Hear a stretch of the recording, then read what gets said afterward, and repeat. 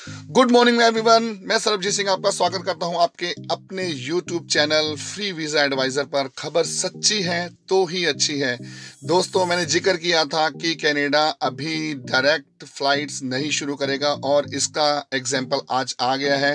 Health ministry ने एक data जारी किया है, जिस डाटा में उन्होंने बताया है कि अब डायरेक्ट फ्लाइट के ऊपर जो बैन कब तक रहेगा। तो आइए देखते हैं आज की story. Audio Jungle. Audio Jungle.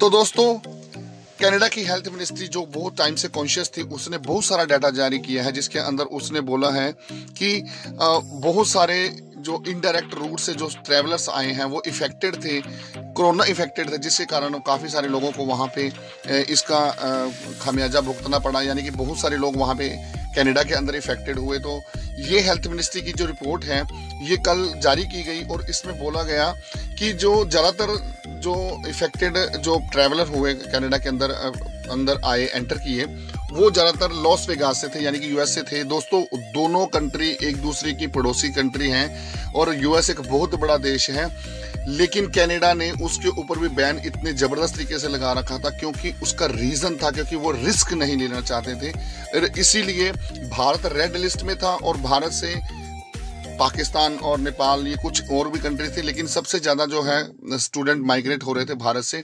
तो इसी कारण से ये बैन हटाया नहीं जा रहा था और यही कारण था कि मैं बार बार शंका जता रहा था कि कनाडा अभी रेडी नहीं है कि जल्दी से जल्दी वो डायरेक्ट फ्लाइट शुरू करके अपनी कंट्री के अंदर डायरेक्ट लोगों को इन्वाइट करे।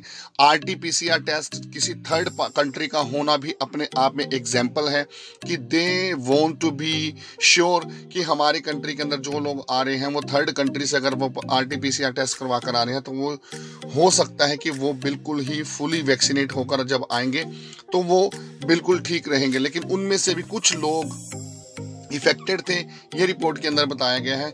इस कारण से डायरेक्ट फ्लाइट अभी जो है 21 सितंबर तक बैन कर दी गई है। यानी कि जो लोग सोच रहे थे कि 7 सितंबर को या 4 सितंबर को कोई फ़्लाइट जा सकती है, यानी कि जो फ्लाइट डायरेक्ट रूट के लिए कोई भी फ़्लाइट अगर होगी तो वो जा सकते हैं, तो उनके लिए बहुत बुरी खबर है। सॉरी कि अभी जो है कनाडा ने 21 सितंबर तक बैन को बढ़ा दिया है। और ज़्यादा कदा किन्नी वीडियो के अंदर मैं इस बात का जिक्र भी कर रहा था कि ये बैन इसलिए बढ़ सकता है क्योंकि कनाडा अभी इस चीज़ के लिए तैयार नहीं है।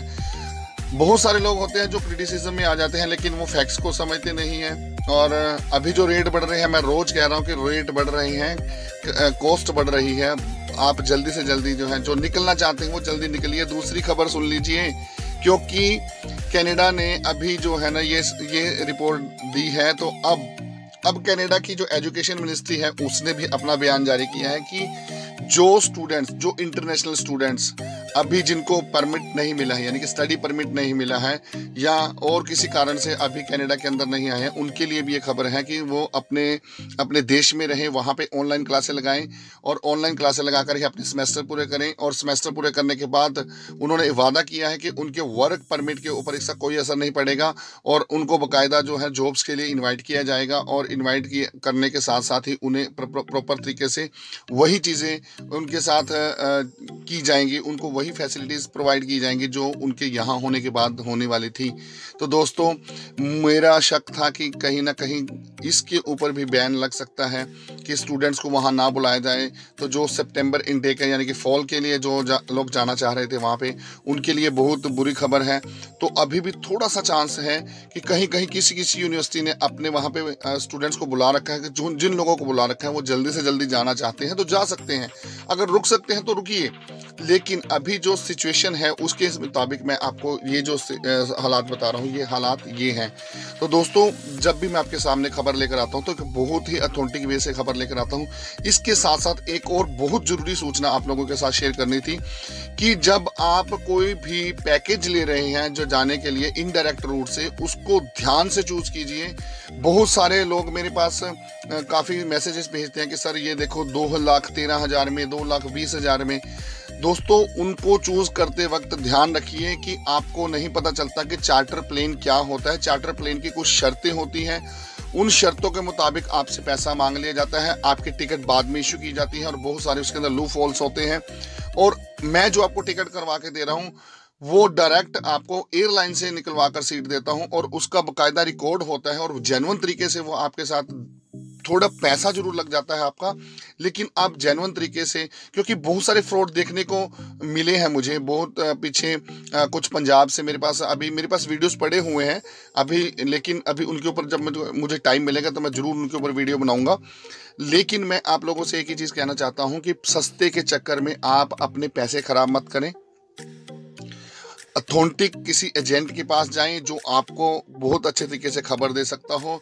और अगर मैं आपको चार्टर प्लेन के लिए रिकमेंड भी करूंगा तो वो चार्टर प्लेन बाकायदा बिल्कुल अच्छे से मॉनिटर किया गया होगा कि उसका सोर्स क्या है, कहाँ से जा रहा है, कौन लोग लेके जा रहे हैं, उसके अंदर कंडीशंस क्या हैं। तो दोस्तों इन सब चीज़ों का ध्यान रखो, क्योंकि ये सब चीज़ें जो है ना आपको कहीं ना कहीं ख़राब कर रही हैं और ख़राब करने वाली हैं।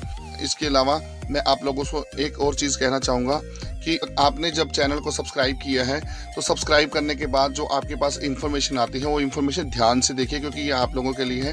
दोस्तों इसके अलावा एक और खबर आई थी कि कनाडा के अंदर जो इमिग्रेशन है, स्पेशली मॉन्ट्रियल के अंदर काफ़ी हार्ड है और वहाँ पे बहुत अच्छे तरीके से इंटरव्यू लिया जाता है बाकायदा स्टूडेंट्स का, और उनके डॉक्यूमेंट्स की बहुत बारीकी से जो है जांच पड़ताल की जाती है। और इस दौरान जो भी बच्चा कहीं ना कहीं थंबल हो जाए या कहीं उसके पास डॉक्यूमेंट्स अवेलेबल ना हो तो उसके ऊपर जो है ना एकदम से जो है प्रेशर आ जाता है। तो मैं ये चीज़ आप लोगों के लिए स्पेशल कहना चाहूँगा कि जाने से पहले अपनी डॉक्यूमेंटेशन चेक करें, खुद अपने हाथों से फाइल बनाएं और उस फाइल के अंदर एक एक डॉक्यूमेंट को बड़े ध्यान से लगाएं ताकि जो है वहाँ जाकर आपको दिक्कत ना हो।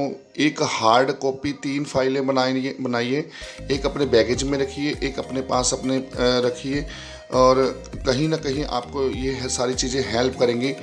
कहाँ आपने लगाई है ये आपको पता होना चाहिए। जो चीज़ें उनको अवेलेबल करवानी है वो उस समय अवेलेबल होनी चाहिए। आपके फ़ोन के अंदर पूरा डाटा होना चाहिए।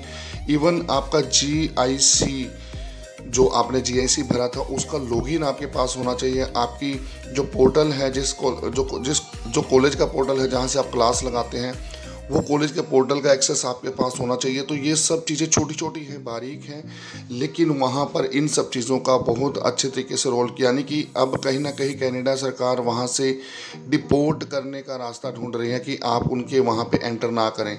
मीन टू से ये एक नया फंडा अब आ गया है कि अब स्टूडेंट्स के ऊपर दबाव बनाया जा रहा है कि उनके द्वारा अगर कोई भी गलती हो तो वो गलती का फ़ायदा कनाडा सरकार उठा सके। तो दोस्तों ये बहुत गलत बात है। मुझे लगता है कि इसके अगेंस्ट सभी को कहीं ना कहीं कंप्लेन करनी चाहिए, और आप कंप्लेन नहीं कर रहे हैं क्योंकि मैंने पिछली बार रिफ़ंड के ऊपर भी एक वीडियो बनाया था।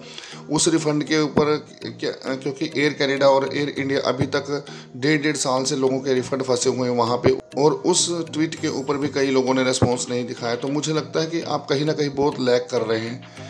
आप इन सब चीज़ों को सरकार तक पहुंचाने में मेरी मदद कीजिए, क्योंकि ये बहुत ज़रूरी है। इसमें आपका ही फ़ायदा है, मेरा कोई फ़ायदा नहीं है, क्योंकि मैं तो आप लोगों के लिए अगर मैं कर रहा हूँ तो ये इसमें आवाज़ उठाना चाहता हूँ कि सरकार इसमें इन्वॉल्व होकर कहीं ना कहीं कनाडा सरकार को बोले कि ये सब चीज़ें गलत हैं। इन सब चीज़ों का नुकसान आम इंसान को हो रहा है, एक मिडिल क्लास फैमिली को हो रहा है।